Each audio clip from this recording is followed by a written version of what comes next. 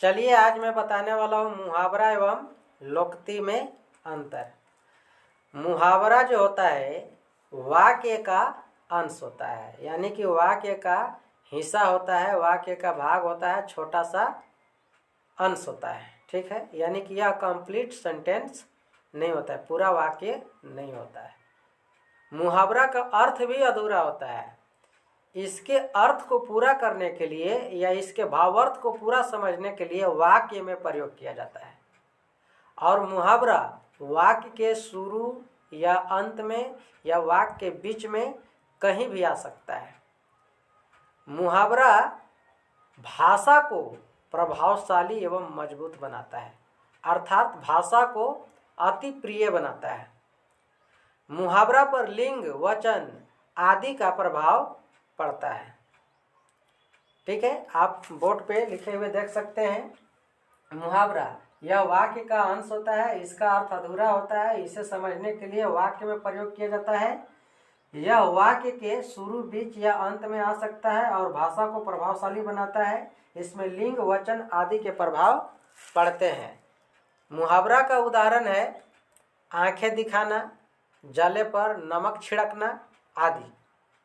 अब मैं बात करूंगा लोकोक्ति की। लोकोक्ति को कहावत भी कहते हैं। लोकोक्ति जो होता है अपने आप में एक पूर्ण वाक्य होता है। इसका अर्थ पूरी तरह से स्पष्ट होता है और यह लोक अनुभव का सार होता है। लोकोक्ति का प्रयोग वाक्य के हमेशा अंत में किया जाता है। वाक्य के अंत में, कहाँ? वाक्य के अंत में किया जाता है। लोकोक्ति का प्रयोग वाक्य के अंत में किया जाता है। लोकोक्ति जो होता है किसी के बात को समर्थन या खंडन करता है। मतलब कि लोकोक्ति का प्रयोग किसी के बात को समर्थन या खंडन करने के लिए करते हैं। लोकोक्ति पर लिंग, वचन आदि का प्रभाव नहीं पड़ता है। लोकोक्ति पर लिंग, वचन आदि का प्रभाव नहीं पड़ता है।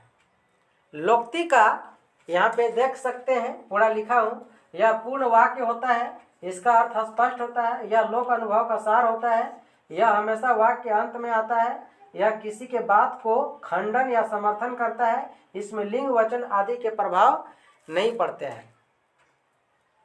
लोकोक्ति का उदाहरण है खोदा पहाड़ निकला चूहिया, अंधेर नगरी चौपट राजा। तो इस तरह से लोकोक्ति और मुहावरा का अंतर है।